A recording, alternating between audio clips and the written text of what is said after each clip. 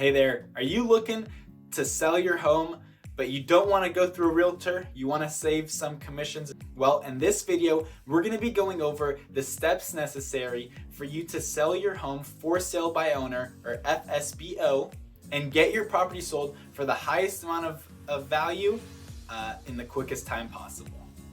And without any further ado, let's get right into the video. If it's your guys' first time to the channel, my name's Omar. I'm your local friendly real estate agent here in Los Angeles.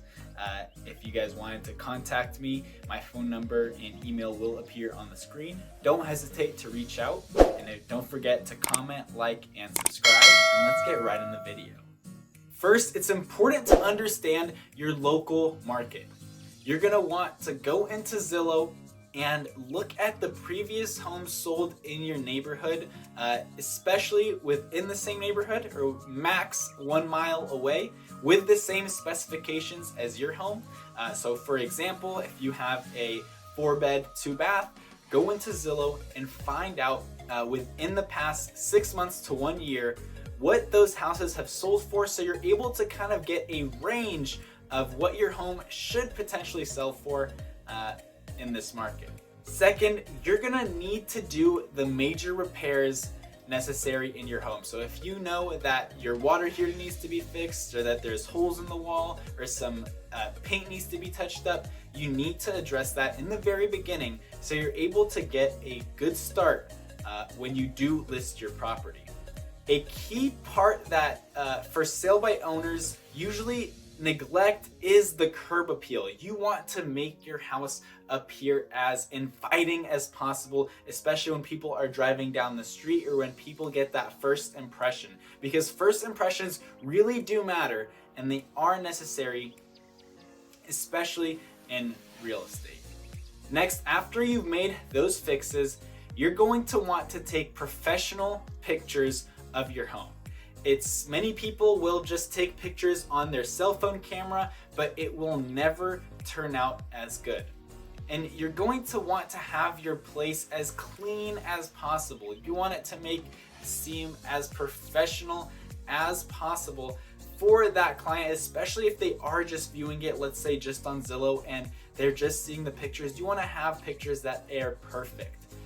If your home is vacant and you've already moved out, you're gonna want to virtually stage the home in those pictures to give the buyer a sense of what the home would look like if they were to move in. After you've done that, you're gonna want to list your home on Zillow, Trulia, Redfin. There's multitude of websites that will actually list your home on the MLS for a flat fee, which is the multiple listing service. This is what you would go through if you did have a realtor. It kind of, once your property is listed on there, every realtor and every person that has a search for your specific property, let's say that 4-bed, 2-bath, they'll get an alert either on their phone or in their email saying that there's been a new property listed and to come check it out. One website that I would recommend, it's a website called Home Lister. So they're gonna have 3 different tiers. The first tier is going to be $600 at closing, but free initially. The next tier, the middle tier, is going to be it's around $600 and another, I believe, $1,200 at closing. And then your final tier, I believe it's $700 due in the beginning, and then it's gonna be $2,300 at closing. But they will actually be able to send out a first sale by owner sign. They'll be able to post it on the MLS, which will send it out to, Redfin, Zillow, Tulio, all the listing websites, as well as give you a few contracts or disclosure forms that you would need. They're also going to give you an app called Showing Time, which helps realtors or people set a time to actually view your home, and it'll give you an alert to be able to schedule it a little bit better. And in the higher tiers, they'll actually provide the professional photography service, so you do get that best appearance on the MLS. Once you've done that, you're gonna want to market the property. Whether you want to do Facebook ads Google ads. There's a lot of avenue sources that usually your realtor would take care of and handle that. But you essentially want to get as many eyeballs as possible to view your property to get ultimately the most foot traffic and essentially that end buyer to see your property. So you're gonna want to go onto YouTube or search up on Google ways to market a property. I know me and my team, we have about a 30-step guide for sellers on how to market a property. If you are interested, shoot me an email. I'd love to help out with that. But if you are looking to kind of do it solo, there's a lot of information on YouTube and Google that would be able to help out with that. After you've done that, you're going to be getting a flood of people calling your phone. A lot of them are going to be realtors looking to help you out. If you are, especially if it's been sitting on the market for a long time and you haven't been getting the traction that you are looking for, you will be experiencing a plethora of those calls. You will also be getting a plethora of buyers and agents calling you, prospecting on that home. So be aware that you will have a ton of showings, especially on the weekends, of people touring your house. So you do want to make sure that it's as clean and as neat as possible, just so you kind of have that best image for that end buyer.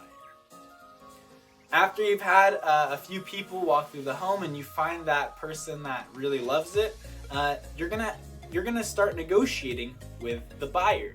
So this is usually also taken care of by a realtor, but they're gonna be negotiating, or you are gonna be negotiating everything from repairs that still have to be done in the home, any seller credits that the buyer may be looking for, whether it's saving on closing costs or a seller credit to buy down the mortgage. You are going to have to be open to negotiating. In an ideal world, you would get whatever or the list price of your home, but we are in reality, so you have to be willing to negotiate a little bit, build some wiggle room in your initial price, so you do essentially get the home sold.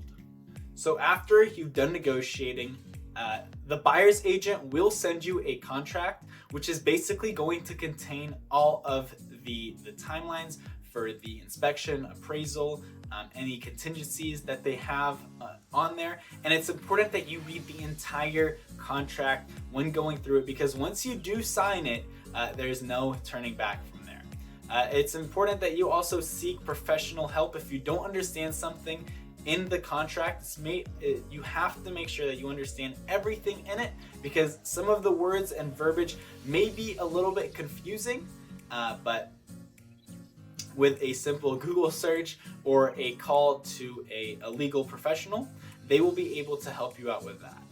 After that, you are going to enter the inspection and appraisal period in escrow. Most states it's about 10 days for the inspection to be completed. And basically in that timeline, the buyer has the benefit of the doubt. If there is anything that is wrong with the home, that may be unknowing to you, let's say termites are under the house or something like that, it will be uncovered in the inspection, and that is basically a 10-day backout period. If there is anything uncovered that was not announced before, so it kind of protects both sides in that regard. There will also be an appraisal done on the home, especially if the buyer is using a loan to finance the deal. So appraisals will usually have somebody stop by the house, make sure that everything is what it seems to be, because the bank will never loan an amount higher than the appraisal amount, just because they can't underwrite that. So let's say your home is for $800,000, but the bank only appraises it at $750,000. That buyer will have to come up with that extra $50,000 out of pocket to be able to close the deal. After that's been completed, there will be a title search, making sure there are no any liens or any clouds on the title, making sure that it's free and clear. Once that's completed, it will be closing time. You will get the money sent to wherever you deposited, whether it's paying off the rest of the mortgage or directly in your bank account. You will receive that through a wire. And yeah, you're gonna go ahead and hand over the keys to that buyer. I hope you guys got some value from this video. I hope you learned a thing or two about selling your home for sale by owner. If you wanted to contact me, my phone number and email will appear on the screen. Don't hesitate to reach out. Don't forget to comment, like, and subscribe, and I'll see you guys at the next one. Take care.